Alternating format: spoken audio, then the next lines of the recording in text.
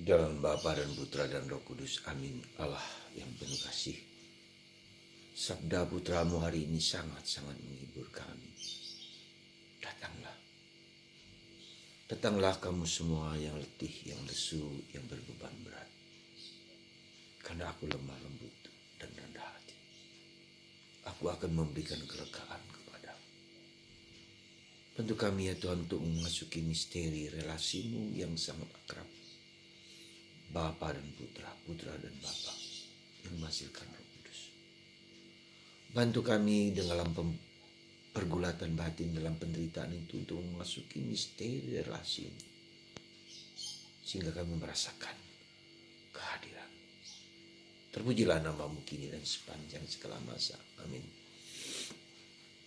Para saudara, Injil hari ini sangat-sangat mengharukan dan sangat menyentuh dan sangat menjadi pedoman kita dalam menghayati hidup. Siapa di antara kita yang tidak pernah letih? Siapa di antara kita tidak pernah lesu, tidak pernah capek, tidak pernah merasa menderita? Ketika penderitaan itu bertubi-tubi kita alami, entah dalam diri kita sendiri. Kita sakit kanker, kita sakit penderitaan, sakit berbagai macam penderitaan. Relasi kita dengan suami, istri, orang tua dan anak-anak seringkali menyakiti hati kita, membuat kita tak berdaya. Semua orang, entah Anda pastor, entah Anda suster, entah Anda siapapun, kita mengalami yang sama. Ya. Nah, Yesus mengatakan datanglah, datanglah, datanglah. Ya. Kalian semua yang letih, yang lesu, berbeban berat, aku akan memberikan kelegaan kepada. Ini suatu yang luar biasa menurut saya. Sesuatu yang sangat luar biasa. Sangat menghibur dan sangat menguatkan kita sebagai orang Katolik. Kenapa demikian? Penderitaan itu, salib itu adalah cara kita untuk memahami betapa Bapa mengasihi putra. Memberikan diri kepada kita. Putranya, membiarkan putranya kepada kita untuk menjadi dekat dengan kita, untuk menjadi serupa, untuk menjadi seperasaan dengan Yesus. Bapa mengerti putra, putra mengerti Bapa. Karena itulah ketika putra menyelesaikan tugas, dia mempersembahkan dirinya sendiri kepada Bapa. Giving and receiving and giving again. Bapa memberikan diri, giving putranya kepada kita. Dan kita memberikan jawaban itu kepada Bapa. Karena kita meniru apa yang dilakukan oleh Yesus sendiri. Bapa mengerti putranya. Dan putra menjawabnya dengan memberikan diri kepada. Saling giving. Jadi apa yang mau disampaikan oleh Yesus dalam situasi apapun, dalam penderitaan apapun. Yaitu kita belajar untuk memberikan diri. Belajar memberikan kerapuhan kita. Belajar memberikan keterbatasan kita. Belajar memberikan kebaikan kita. Bukan hanya yang baik, yang jelek pun. Terbuka kepada satu sama lain. Terutama suami dan istri memberikan bukan hanya yang baik, yang indah. Tapi juga memberikan, ini loh aku dengan segala kekurangan dan keterbatasan. Dan proses inilah yang dinamika di dalam Tuhan, di dalam Allahnya orang Katolik, Allahnya orang Kristen.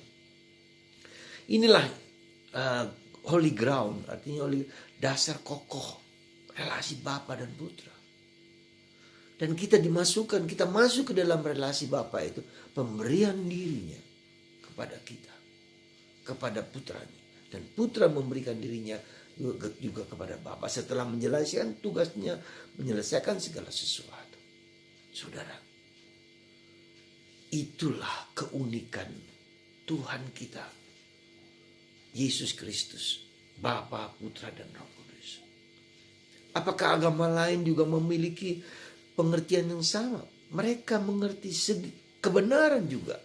Sedikit kebenaran dalam relasi Bapa dan Putra. Tetapi kita secara unik, secara khusus. Ya, jadi saudaraku, kita diajak masuk ke dalam relasi Bapa dan Putra ini. Dan kalau relasi Bapa dan Putra ini, maka apa yang terjadi? Beban kita yang berat itu pun menjadi ringan. Karena kita mempunyai Bapa yang mencintai Anda, mencintai saya, mengasihi saya, dan memberikan putranya. Karena itulah maka kita harus belajar dari Yesus. Anda, saya, kita semua belajar dari Yesus. Karena aku lemah lembut dan rendah hati. Karena aku lemah lembut dan rendah hati. Kalau kita belajar dari Yesus, beban kita, ya, beban itu apa dalam bahasa aslinya adalah kalau sapi atau kerbau itu diletakkan yang untuk panggul itu untuk membajak. Ya, jadi kita yang membajak dunia, yang membajak hidup kita itu bukan pertama-tama kita, tapi Yesus yang membajak. Kita berada di dalam, ikut serta dalam pembajakan itu. Supaya apa? Supaya tanah kita subur. Pembajakan beban itu supaya tanah kita menjadi subur. Bisa ditanami oleh padi. Jadi penderitaan itu membuat tanah hidupku itu menjadi subur. Penderitaan itu bukan hanya saya. Saya menderita bersama Yesus. Karena Yesus telah mengalahkan, menghancurkan kuasa dosa. Coba itu. Maka itu Yesus mengatakan, beban yang kuberikan kepadamu itu ringan karena aku telah membawa kamu. Aku yang membajak itu.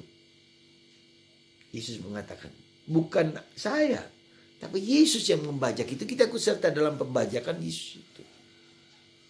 Itulah maka kenapa penderitaan kita itu ringan, karena Yesus telah membajak, menyuburkan iman kita.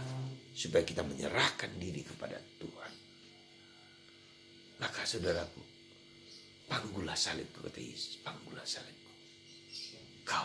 Kalian akan merasakan kedamaian, ketenangan. Ya. Ketika penderitaan kita itu memberikan kedamaian, maka kita akan mendapatkan kekuatan. Belajar daripadamu, belajar daripadaku. Saudara, mari kita belajar dari Yesus. Mempersembahkan hidup kita, memberikan diri kita kepada Yesus, memberikan diri kita kepada gereja, memberikan diri kita kepada Anda sendiri, kepada pasangan Anda. Setiap hari, setiap waktu.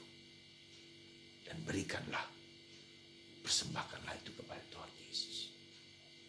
Maka bebanku pun ringan. Yoke, bahasa Inggrisnya, yoke. Ringan. Tuhan memberkati Anda semua. Bapa, Putra, dan Roh Kudus. Bapa, Putra, dan Roh Kudus. Semoga beban Anda diangkat oleh Yesus. Amin.